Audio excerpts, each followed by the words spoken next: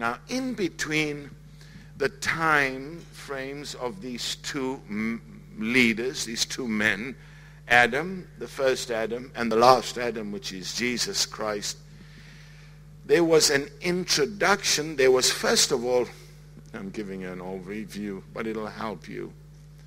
When Adam fell, committed high treason, he gave over to the devil the whole of the creation of God.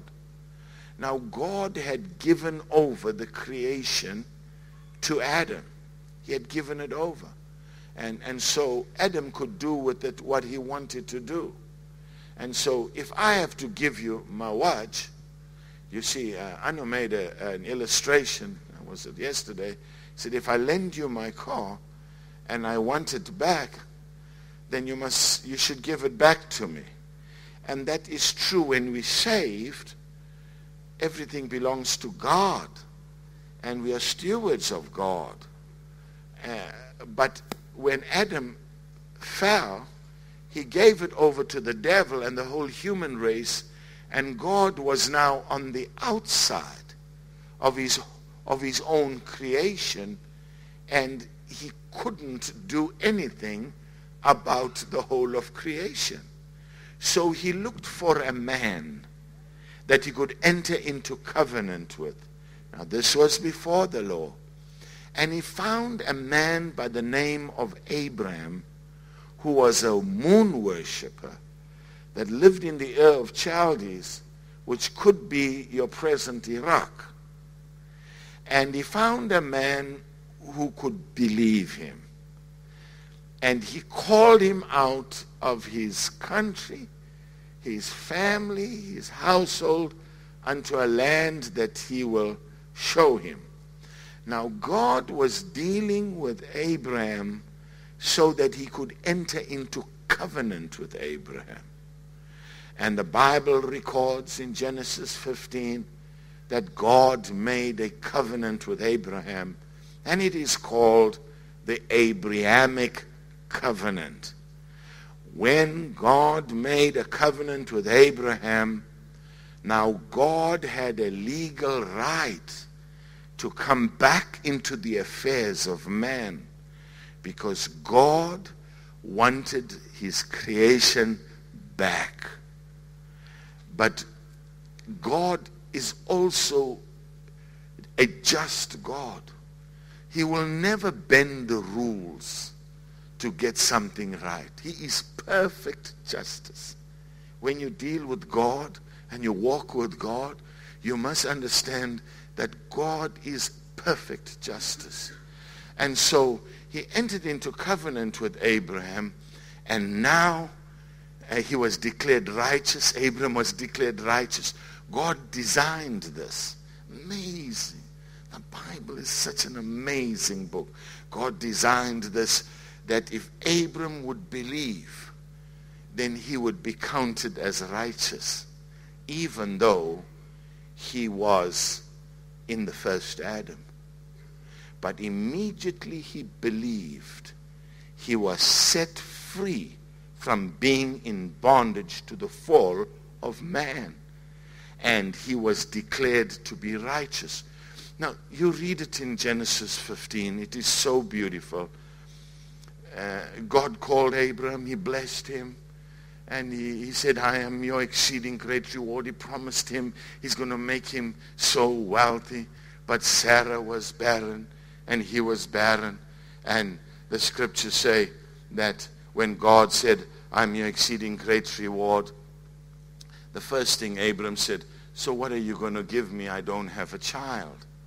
And this Eliezer of Damascus, which is a servant, which was a steward in the house, that's the only one that I have. I have no child, no seed that came out of my own bowels. What am I? In other words, Abraham was saying, you called me out to bless me, to enter into covenant with me.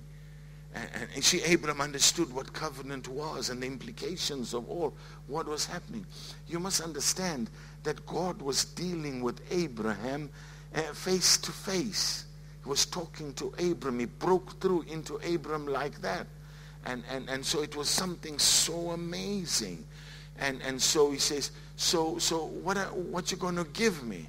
I only got the steward here, and he's not at my own seed. And God says, that is not your seed, but I will give you a seed from your own bowels.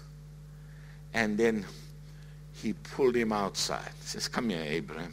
I mean, think about God doing this. Come here with me. Let's go outside your tent. And he says, now look at the stars. Can you number them? Try and number them. And God says, I'm going to give you offspring like the stars of the heaven. And the Bible says an amazing thing. Abram believed God, and he counted it for righteousness. God counted it for right. Just his faith equaled being right with God. But then Abram asked God a question. He not only asked God, what you going to do, what you going to give me as far as offspring is concerned. God had told him that he's going to bless him with natural things. So Abram was really asking God for offspring. But then Abram asked God, how can I know this now? You see, something has got to become exact knowledge. And God said, I'm going to make a covenant with you. And God told him, bring the animals and the turtle doves. And he cut them in half. God told him what he's going to do. And towards the end of chapter 15, the Bible says, and God made a covenant with Abram. So two things there that stand out, or rather three things. God promised Abram wealth. God promised Abram seed. And God showed Abraham that this will be possible through a covenant. Now, that is so amazing. When we come after that, we find nearly 430 years after that. You see, history is his story. It's God working things out so that his plans and his purposes will be fulfilled in the earth. 430 years after that, God institutes the law through Moses. And we have the law, which is ceremonial. It is also moral. It's a list of regulations. It's God's standard. But you come to the New Testament, and the Bible says the promise was not given through the law. It was given to Abraham to be accessed by faith. And the Bible says the law, which was 430 years afterwards, cannot disannul the promise. And so we're looking at what is the purpose of the law. It's very important that you know where to position yourself when you live your life of faith. Because the devil is a defeated foe. Make no mistake about that.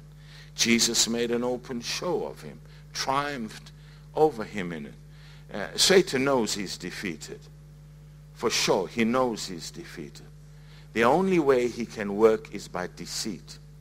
That's why the Bible says, my people perish, not because of the devil, but because of a lack of revelation, a lack of knowledge.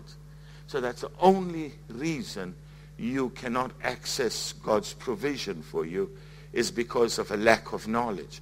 Once you get revelation, God builds you, and the gates of Satan, gates of hell, cannot stop your advancements. Once you understand these things I'm talking to you about and teaching you as a church, the devil can never stop your advancement, even though you are not perfect. Even though you may make mistakes sometimes. God has built it in to the faith life, in the mechanism of faith and grace, that in spite of your failure, your mistake, and your sin, the promise can be a sure hit to you. So, give the Lord a hand. That is powerful stuff.